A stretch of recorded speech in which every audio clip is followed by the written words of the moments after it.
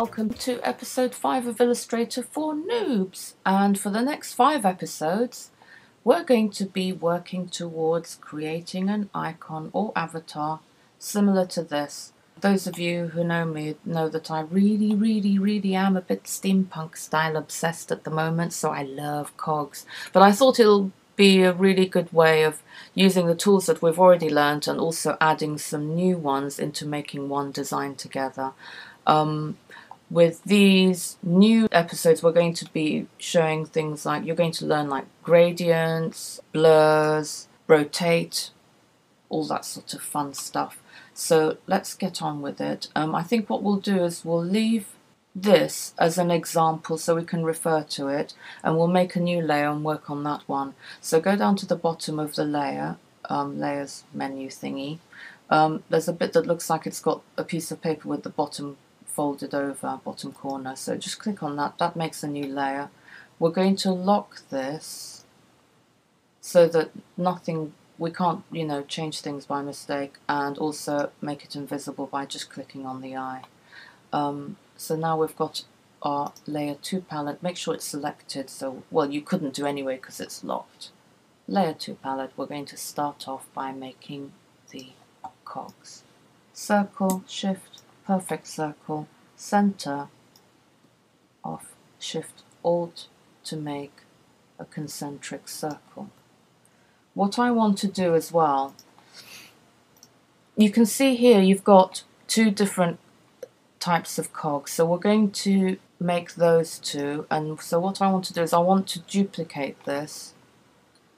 There's ways you can either go to edit, copy, paste, but one easier way is you just move it over to the side, you hold down the alt key without letting go of the mouse, and then you can see there's a little white arrow underneath the black one. That means it's a duplicate, and then let go of the mouse, and here you have a twin. So it's a good way when you're working that, sometimes I go off and I want to experiment on something. I'll make a duplicate, go over to the outside of the artboard, try something out before I continue. And it's a really handy way of working. So in this case we've got the 2, but I want to make this ring thinner than the other, so I'm going to just do a bit of shift alt and make it a bit narrower. Select both of them and then go to Pathfinder, exclude, so we get the ring like we did before. Same thing with this, exclude. I'll put this aside, let's work on this one first actually. We're going to do the cogs, rectangle, rectangle tool, just draw a cog, not a cog, a tooth. Thing is though, oops, what I want to do is that it's a bit squarey, pointy. I want to just sort of make it a bit more interesting, so use the direct selection tool, shift, move over 1 to the right and then 1 to the left using the arrow key. So you can see it's slightly tapered. It's sharp on the edges, but what you can do is you can select that. It's got no stroke. Make sure that the stroke is above. Just give it a stroke. Go to stroke. Here on the stroke menu is where you've got options of what the properties the stroke has. So at the moment it's got it selected that it's going to have a sharp edge. Go for rounded corners. And then what that means, let me just expand it more, is that you can see it just gives it that nice roundness and it stops it being so pointy. Now what we want to do is we want to put the teeth all the way around the cog. So quick way of doing it. There's other ways you can do it. You can use the rotate tool, which involves you putting it there and spinning it, and I just don't like that tool very much. Maybe I haven't used it much, but in this case this way is easier. Go to object, transform, rotate to 180 degrees, make a copy, so click on copy. So you can, if you go to layers, you can see there's 2 teeth here, except the top one, which is selected there because it's highlighted, is one that's a mirror. It's rotated so that the tapered bit is at the bottom. Drag it down, hold down shift, plonk it where you want to. And then what we want to do is we select the two of them, put them into a group. And what we want to make sure, before we rotate all of this, is that it's aligned to the circle. So if we select both of them, go to Align. These are the most handy ones here that you're going to be using. They're really self-explanatory. At the moment it's done, it's got options on what to align it to. It's aligned to selection, but you can do it to artboard, which means that it'll use the artboard for everything that it's framed to, which is especially handy when you're doing align to bottom, align to top or side. But in this case, we're just going to be doing align to center, so it doesn't really matter whether it's to artboard or selection. Center, horizontally and vertically, so it's completely accurate. Let's just zoom out a little bit. We're going to start rotating. Go to Object, Transform, Rotate, and then we're going to make it rotate in small increments of 22.5 degrees. Copy, and it's made it a copy of it over rotated that way. If you wanted it rotating that way, you just do minus 22.5, but it doesn't really matter in our case, whichever one we did. You want to repeat what you've just done.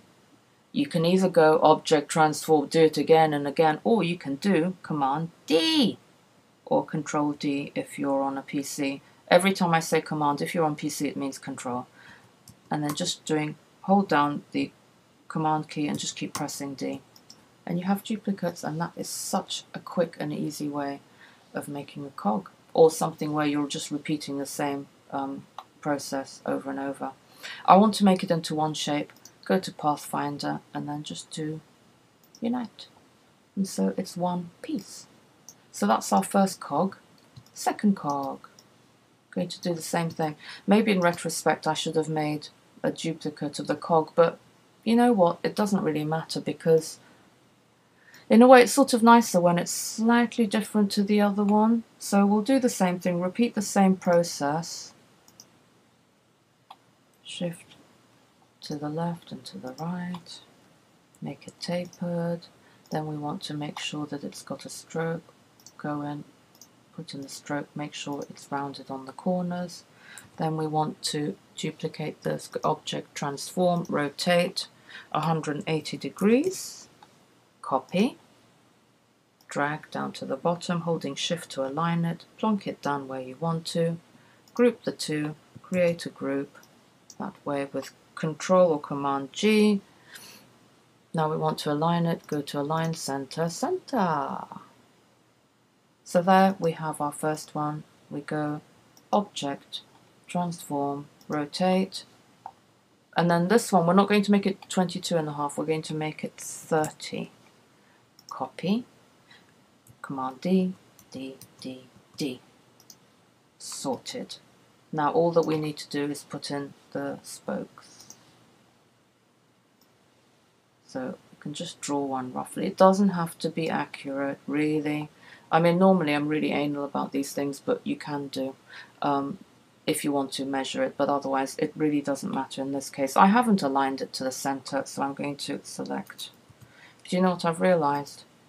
These are all ununited. So if I select them and center it all, it'll just be a bit weird.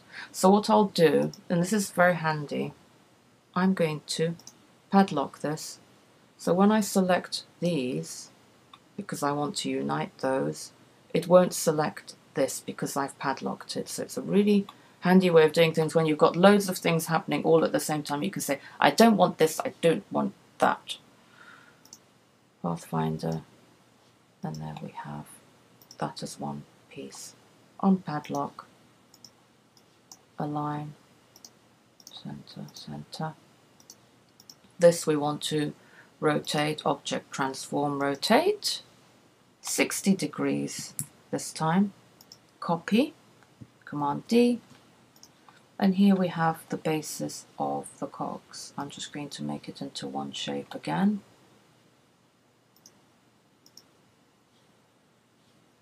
So that's all one unit, because what we need to do next is to put that circle in. So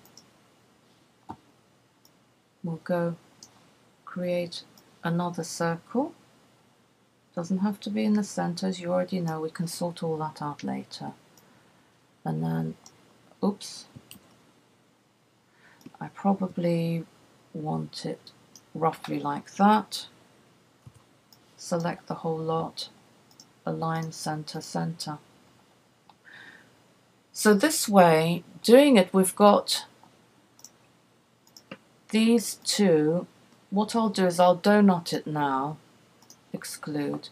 You can't see it, but on here you can see it very clearly that it's a little ring. Now, what we want to do is to make sure that we've got a hole in the center. The easiest way to do this is to make sure that we've got the bit that isn't selected. We need to remove the hole, that's what I'm trying to say. Ah! So, if we select the two pieces, it'll create lots of little divisions, but we'll sort it out. If I just go to divide, it'll just cut it into little pieces. But if I use the direct selection tool, just select the circle in the middle, delete it, then we can just go and select it all, merge. So it's made it into one piece.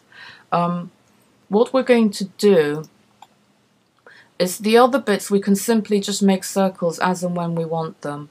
Next week, or next episode, we're going to make these cogs look prettier by giving it gradients and things like that. So until then, see you next time. Thank you for watching. Peace and love. Bye!